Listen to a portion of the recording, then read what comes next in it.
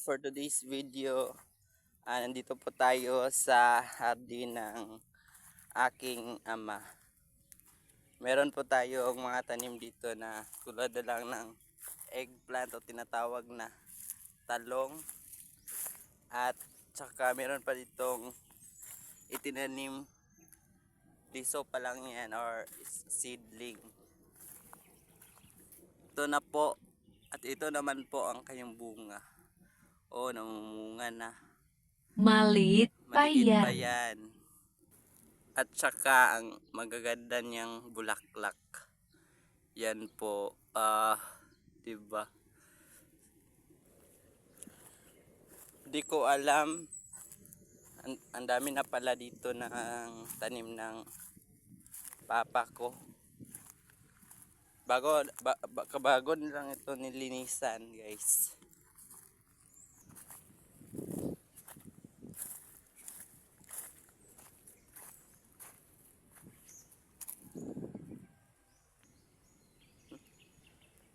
Yan po ang mga tanim ng aking papa. Isang talong, dalawang flat lang yan. Doon hanggang doon. Aside from that, meron pa siyang tinanim dito. I think this is a corn or mais. Ay, hindi, okra pala to. Mukhang okra to, tinanim ni papa dito. Okra. Hanggang doon. At dahil sa paglalakad-lakad ko dito, guys, bigla na lang ako nakakita ng pinanggalingan ng vinegar. I think this is,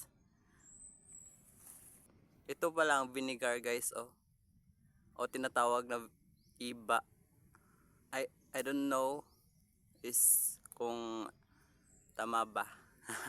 Hindi ko alam. Maasim kasi siya, guys. Yan napaka-acid. Pag ginakain mo, namumutla ang labi mo dyan.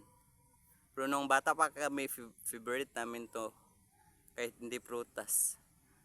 Isaw-saw lang sa asin. Yan, guys. Ito ang kanyang puno. Ayan. Ang puno niya. Ang iba.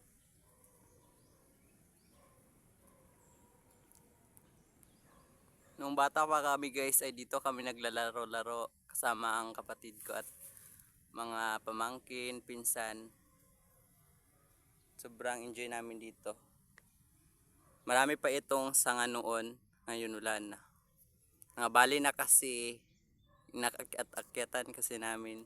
Kaya ayun, naputol. Ayan ang putol dyan, Meron pang nakalagay dyan na duyan.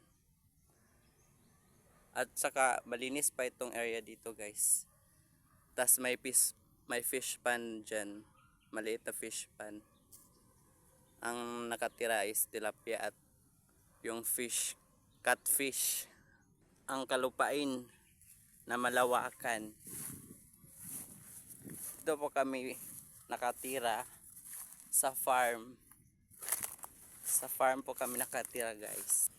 Your Honor, sa farm po kami nakatira. Yan, may tatlong flat na ginawa ni Papa ito at dito.